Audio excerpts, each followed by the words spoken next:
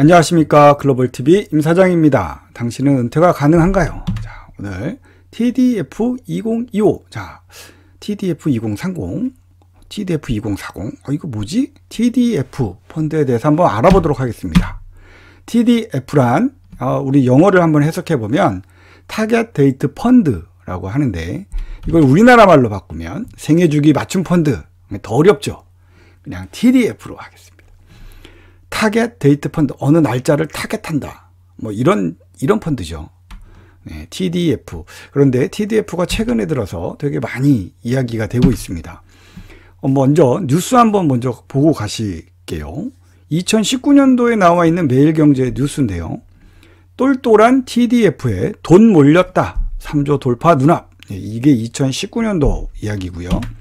최근에 2021년도 4월 달에 6조 7,503억 원까지 몰렸다. 그래서 현재 대략 이제 2021년도 10월엔 7조가 이미 넘어선 상태라고 합니다. 그만큼 TDF에 돈이 몰리는데, 우리가 이 TDF에 돈이 몰렸다, 뭐 단순한 이야기를 하기 전에 펀드에 대한 그 짧은 역사를 먼저 좀 아실 필요가 있습니다. 자, 펀드가 우리나라가 2020년도 막 코로나 팬데믹으로 주식시장이 막 난리가 호황이 있는 것처럼 2007년도 2008년도에는 펀드 시장이 아주 난리였습니다. 여러분들 기억하실지 모르겠습니다. 바이코리아, 이익시 회장님, 네. 현대해증권인가요? 바이코리아 아주 열풍이 불었습니다. 너도 나도 할 것 없이 펀드를 했습니다. 그런데 2008년도 10월달 서브프라임 모기지, 미국 금융 위기로 인해서 주식시장이 폭락하고, 뭐 펀드도 마찬가지죠. 주식에 기반을 많이 했으니까. 그러다 보니까 펀드의 수익률도 급격하게 떨어졌습니다. 그래서 많은 민원이 나왔고요. 많은 분들이 2010년대 초반에 펀드 시장을 떠났습니다. 그렇게 하면서 펀드가 성장을 못하고 있다가 2020년도 코로나 위기로 3월, 4월, 5월 막 이제 떨어졌다가 주식시장이 2021년도 초반까지 쫙 올라오면서 많은 분들이 주식시장에 뛰어들고, 그리고 기존에 가입되어 있던 펀드마저도 해지하든가 이런 상황, 돈을 끌어들여서 주식시장이 많이 뛰어들었습니다. 그러다 보니까 펀드의 시장은 점점점 축소가 됐고요. 늘어나지 못하는 상황이었습니다. 그런데 TDF만, 이 펀드 시장 중에서 TDF만 꾸준히 올라왔고, 한 3년 사이에 2배가 넘었는데, 그러면 TDF는 어디에서 만들었을까? 2000년대 초반에 미국에서 만들어서 한창 유행을 했고, 지금 꾸준히 돈이 많이 몰리고 있다고 합니다. 우리나라에는 우리나라도 뭐 일찍 들어왔지만 실질적으로 2016년, 2017년도에 이제 많은 분들이 가입하기 시작하면서 꾸준히 늘어나기 시작한 펀드 상품입니다. 그래서 TDF를, 근데 막상 우리가 TDF를 우리가 딱 봤을 때, 아까도 뭐 TDF 2035, 2040 잘 모르잖아요. 생애주기 맞춤 펀드? 이게 뭐지? 자, 하면 TDF에 대한 좀 의미를 알고 넘어가면 좀 쉽게 여러분들이 아실 수 있는데요. TDF, 말씀드렸듯이 타겟 데이트 펀드, 생애주기에 맞췄다. 언제 생이? 2050. 자, 이 2050은 2050년을 뜻하는 겁니다. 그러면 목표 시점 또는 은퇴 시점, 목표 년도 2050년에 맞춘 펀드다라고 보시면 됩니다. 그러면 TDF 2035다. 그러면 TDF 2035년도에 시점을 맞춘 펀드다라고 보시면 되는데, 아니 그러면 우리가 처음 해보시는 분들은 2050 뭐 이게 펀드 비율이었어? 아니었어? 그럼 이게 연도였어? 라고 하시는데, 그러면 왜 2050, 2035 이런 연도, 목표 시점이 중요한지에 대한 이야기를 좀 한번 해드리겠습니다. TDF 펀드의 핵심은 이 글라이드 패스라는 이 원리가 들어가 있는데요.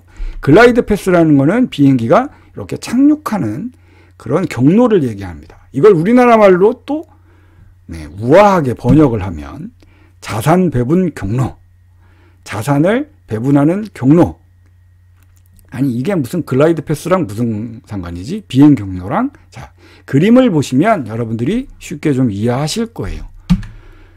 자, 이렇게 도표를 보시면 선이 비행기가 이렇게 착륙하는 모습을 볼 겁니다. 높은 데서 비행기가 점점점 이렇게 내려오죠. 네. 자, 이게 뭐냐? 그러면 이 글라이드 패스, 자산 배분 경로를 최초 주식의 비중을 높게 하는 거죠. 위험자산, 그러니까 위험자산을 대표하는 주식의 비중이 위험자산이 80%, 그 다음에 안전자산을 대표하는 채권이나 현금이 20%, 그러니까 8대2. 밑에가 위험자산이고요. 위에가 안전자산입니다. 그런데 시간이 지나면 지날수록 우리가 목표한 시점, 2050년도 또는 2035년도 그 목표한 시점을 향해서 위험자산의 비중, 주식의 비중은 떨어지고요. 점점 떨어뜨리고요. 채권의 비중, 안전자산을 점점 비중을 올리는 겁니다. 자, 그러다 보니까 이 선이 마치 비행기가 착륙하는 그런 경로처럼 보이게 된다 해서 글라이드 패스라고 합니다. 자, 그러면 이제 아시겠죠? 왜 목표 시점 2050, 2035를 정했냐? 그 시점까지 위험자산과 안전자산의 비중을 조절해 나간다. 라는 게 TDF 펀드의 TDF의 핵심입니다. 그리고 TDF에 붙어 있는 숫자의 핵심이다. 라고 보시면 될 것 같습니다. 자, 그럼 TDF 펀드를 우리가 한번 이제 상품을 좀 비교해 보면서 한번 보겠습니다. 먼저 미래에셋 변액보험에 우리가 이제 주로 가입하고 있는 걸 한번 좀 예를 들면 여러분들이 쉽게 이해하실 것 같은데요. 미래에셋 생명에 있는 변액보험에 보면 한 50여 가지의 펀드를 가입할 수가 있는데 여기에 TDF2035라고 해서 하나가 있습니다. 처음에 저도 야, 이거 TDF2035 배우질 못했으니까 이게 뭐지? 이게 펀드 비율이야? 채권 비율이야? 주식 비율이야? 했는데 아까 제가 말씀드렸듯이 2035는 목표 연도다. 그러면 처음에는 위험자산을 높게 해서 점점 안전자산을 늘려간다. 35년까지. 그러면 운용전략을 한번 운용보고서에서 보시면 여기에도 나와 있죠. 라이프 사이클에 따라 위험도를 조정하여 최초 주식 80%, 채권 20% 비중에서 목표 연도인 2035년까지 주식을 20%, 채권을 80% 비중으로 점진적으로 조정한다. 자, 마치 비행기가 착륙하듯이 조정을 한다. 라는 거죠. 그래서 글라이드 패스를 지난번에 말씀드렸던 거 한번 기억을 해보시면 TDF를 이렇게 하는구나 라고 생각을 해보시면 됩니다. 그러면 이 TDF2035의 운용보고서를 보시면 어디에 주로 투자가 되어 있느냐라고 보시면 93.38%가 미래에셋 자산운용인 미래에셋 전략배분 TDF2035년 혼합자산 투자신탁 종류 F에 투자가 되어 있습니다. 그러면 얘네들 너무 쉽게 얘기하는 거 아니야? 라고 해서 미래에셋 이거 그냥 여기다 대충 넣는 거 아니야? 라고 하시면 그게 아니고 미래에셋 자산운용에서 하는 이 펀드에 투자가 되어 있다. 93.38%. 자, 그러면 한번 미래에셋 자산운용회사에 들어가서 홈페이지를 한번 보겠습니다. 여기에 이제 또 운용보고서를 보면 3등급 다소 높은 위험이라고 되어 있는데요. 그만큼 처음 시작이 위험자산 80%부터 시작하니까 그렇죠. 그러면 자산 구성을 한번 보도록 하겠습니다. 주식, 그 다음에 지파투자증권에서 약 한 75%가 위험자산에 들어가 있고요. 채권, 현금에서 한 25%가 안전자산에 포함이 되어 있습니다. 그래서 2035년도까지, 그러니까 2021년도면 한 14년 정도까지 해서 요거를 운용한다. 그러면 자체적으로 채권과 주식의 비중을 리밸런싱 한다라고 보시면 됩니다. 그러면 또 구체적으로 한번 들여다보면 위험자산이 주식에 이 주식 자산에 어디에 들어가 있느냐라고 보면 정보기술회사의 29.73%, 헬스케어의 14.46%. 자, 이건 현재 단기말 기준입니다. 각 그 산업 섹터별로 분포가 되어 있고요. 이거를 다시 국가별로 나눠보면 미국, 한국, 중국해서 미국이 40%가 넘게 되어 있네요. 이렇게 투자가 됩니다.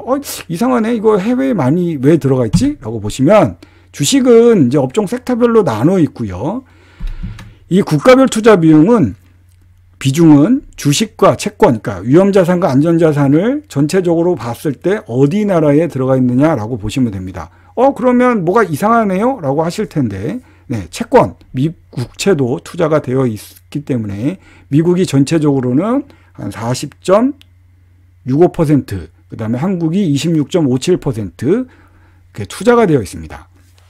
자, 그럼 TDF의 약간 성격을 한번 보실 수가 있죠. TDF는 해외 투자를 많이 하네. 네.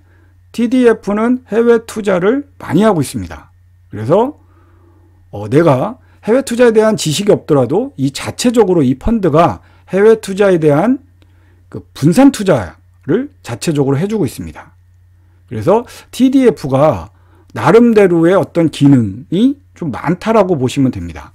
자, 그러면 우리 TDF를 예를 들어서 보여드렸는데요. TDF를 한번 우리 특징을 한번 볼까요? 첫 번째 말씀드렸던 TDF 목표 시점이 있다라는 걸 말씀드렸고요. 두 번째는 목표 시점에 따라서 위험자산과 안전자산의 비중이 자동 리밸런싱이 된다. 말씀드렸습니다. 2035년이냐 2055년이냐에 따라서 급격하게 조정할 거냐 완만하게 조정할 거냐 요거에 좀 차이가 있습니다. 그리고 세 번째 TDF는 해외 투자가 많이 포함이 되어 있다. 그래서 내가 잘 모르더라도 해외 투자를 안정적으로 또 전문가들이 할 수가 있고요. 마지막 TDF는 운용 수수료가 일반 펀드보다 좀 낮습니다. 그래서 좀 뛰는 게 적다. 그러면 수익률이 좀 높겠죠. 그런 장점을 가지고 있습니다. 자, 저도 TDF를 가지고 있는데요, 펀드를. 근데 퇴직연금에 있어요. 근데 이 수익률이 의외로 좋습니다. 물론 주식시장이 굉장히 최근 들어 안 좋았는데 2021년도에 들어서 그런데 TDF 펀드는 수익이 안정적으로 나고 있습니다. 좋은 펀드인 것 같습니다. 자, 그런데 제가 여기서 주의해야 할 점, 수익이 좋다 뭐 하다 해도 펀드든 주식이든 투자 시점, 투자 기간에 따라서 그 시점에 따라서는 수익이 손실이 될 수도 있고요. 또 생각보다 많은 손해가 나실 수도 있습니다. 그래서 투자하실 때 여러분들이 신중하게 하셔야 되는 건 물론이고요. 두 번째, 펀드는 장기 투자라고 계속 말씀을 드렸습니다. 그래서 특히 TDF 펀드는 목표연도를 두기 때문에 더 장기적인 투자 개념의 펀드라고 보시면 되고요. 그러다 보니까 TDF는 조금 더 장기적으로 투자의 손실과 수익을 좀 감안해서 보셔야 되는 펀드입니다. 그러다 보니까 TDF는 특히 연금 펀드에 주로 많이 들어가 있습니다. 또 많은 분들이 연금 펀드에서 TDF를 활용하시기도 합니다. 저축연금, 그 다음에 변액연금 또는 퇴직연금 등의 TDF를 많이 선택하고 있습니다. 그래서 여러분도 한번 TDF를 잘 활용해 보시기 바라겠습니다. 자, 오늘은 TDF에 대한 이야기를 말씀드렸고요. 궁금하신 점들은 사이트에 들어가셔서 내용을 한번 잘 살펴보시기 바라겠습니다. 오늘은 여기까지 하겠습니다. 감사합니다.